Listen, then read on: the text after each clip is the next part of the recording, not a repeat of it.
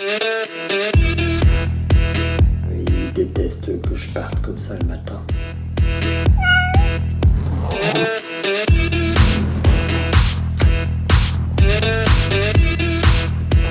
Tu sais ce que ça me rappelle ? Mon voyage Moscou-Vladivostok avec un Multistrada 1200. J'ai été chargé comme ça. Bon, cela dit, ça tombe plutôt bien, parce qu'aujourd'hui, je t'emmène voir, et essayer même, la nouvelle 1260 Enduro Multistrada. Allez, go!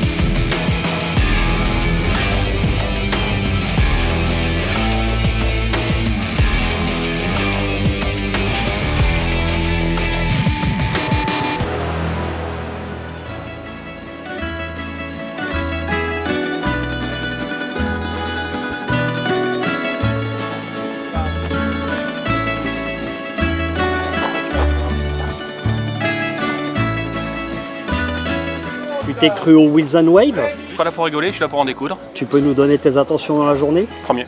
Comme tu peux voir, rien que des pros. Je Tu suis- peux nous dire pour qui tu travailles ?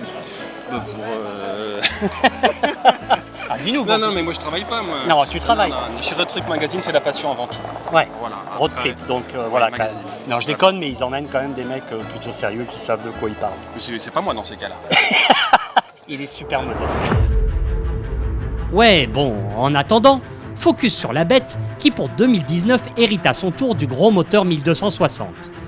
Outre ses 64 cm3 supplémentaires, ses 158 chevaux, ce bicylindre de 1262 cm3 très exactement offre surtout un gain non négligeable de 20% de couple supplémentaire à 5000 tours minute. Premier et dernier rapport ont été raccourcis sur une boîte qui compte également et désormais sur l'aide d'un shifter à la montée et à la descente. L'ergonomie a été repensée avec une hauteur de selle réduite à 860 mm, un guidon plus bas de 30 mm, des repose-pieds plus bas de 10 mm, des débattements de suspension avant et arrière réduits de 15 mm, un réservoir et une selle retouchée, de nouveaux moyeux de jantes pour supporter encore plus de poids, un nouvel écran TFT de 5 pouces, une navigation simplifiée dans les réglages de suspension et les modes moteur font également leur apparition. Et pour les geeks, l'application Ducati permet de coupler son téléphone, mais aussi d'avoir accès depuis celui-ci au réglage moteur, suspension et à l'enregistrement de toutes vos données de parcours.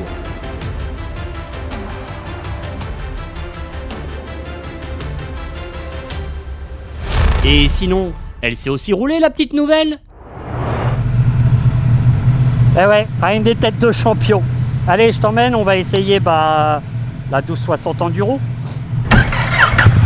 Et petit truc notable quand même, faut avouer que l'Enduro avant c'était pas fait pour les nains. Là tu vois, je monte dessus et on va dire les deux pieds un petit peu en pointe. Je fais 1,76, je suis pas un grand garçon.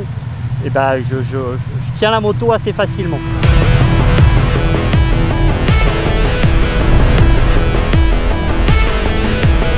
C'est pas bien là? T'es le matin? Au milieu des vignes toscanes? Allez go!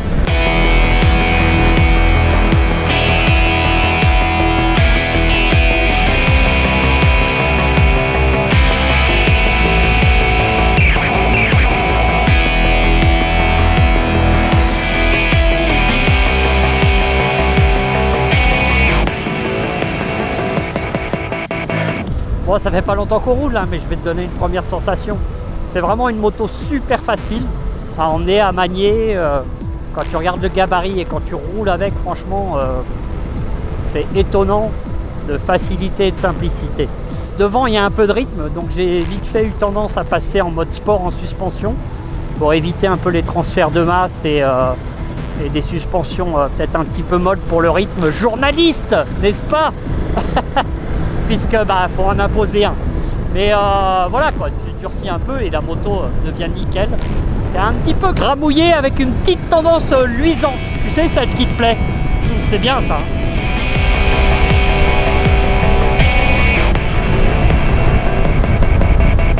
Pourquoi je te montre ma main droite? Non, c'est pas pour te montrer que j'accélère fort et que je suis un champion. C'est juste pour te montrer qu'il y a vraiment une collection hallucinante entre la poignée de gaz et le moteur. C'est d'une douceur étonnante. Il n'y a pas de temps mort, pas de réaction.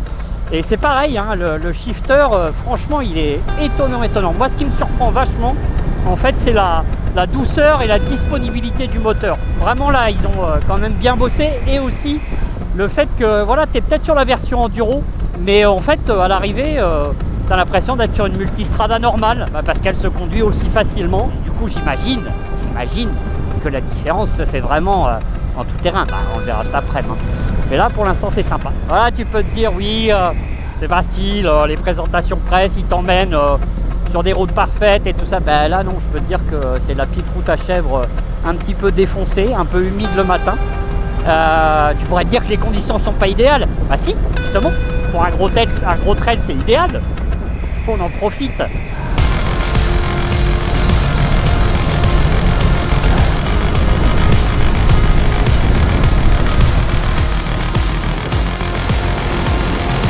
Je vais quand même te dire que c'est un peu une alu, quoi. Les chiffres de cylindrée augmentent et les motos sont de plus en plus faciles. Moi, je comprends rien. Pour le reste, le gros trail n'a rien perdu de sa hargne dans les hauts régimes et offre un châssis au-dessus de tout soupçon.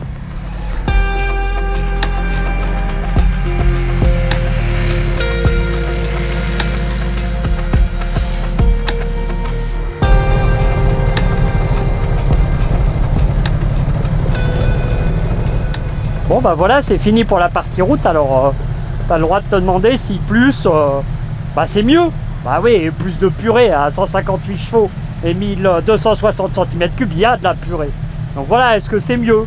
Bah ouais, c'est mieux. En fait, c'est ce qui est étonnant, c'est que globalement, les motos prennent en cylindrée, mais c'est pas tant pour avoir plus de purée tout le temps, c'est justement pour avoir pas à faire le choix entre la puissance et le couple. Là, t'as tout. Et en plus, ils bossent vraiment beaucoup sur l'accessibilité et le contrôle à la poignée de gaz. Donc c'est bien, c'est bien.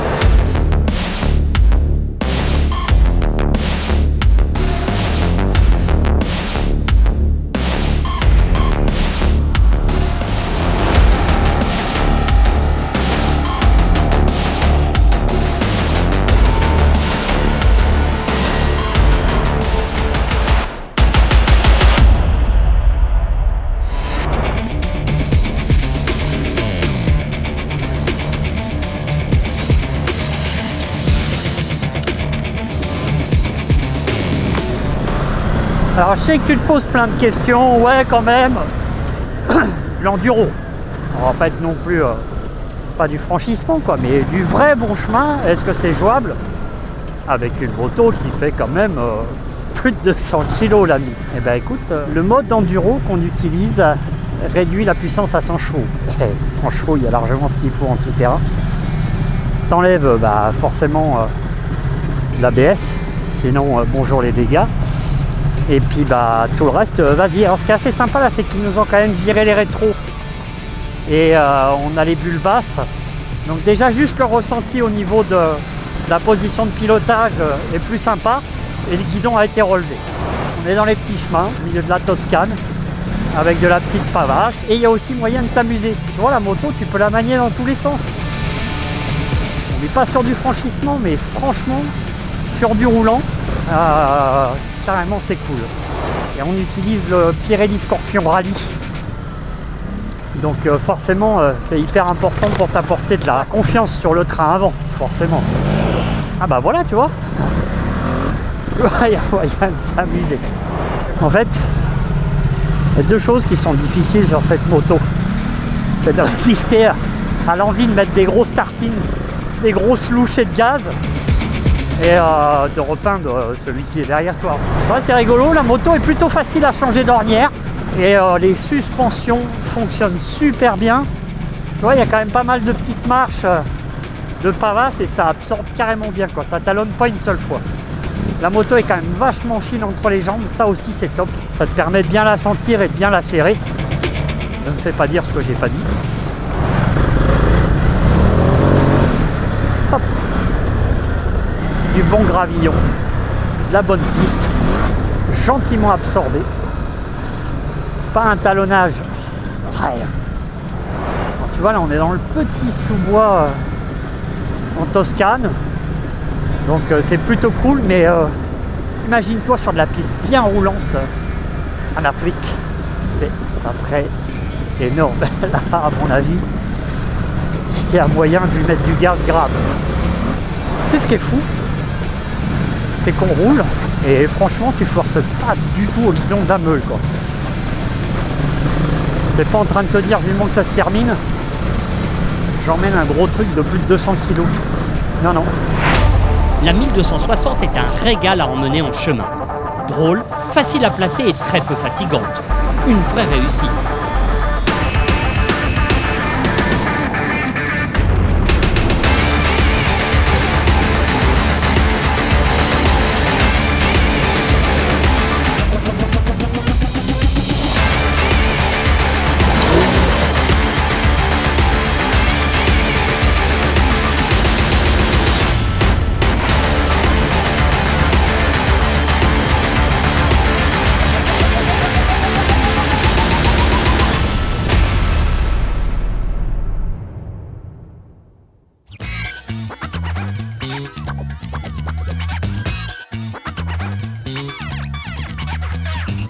We pump the party up.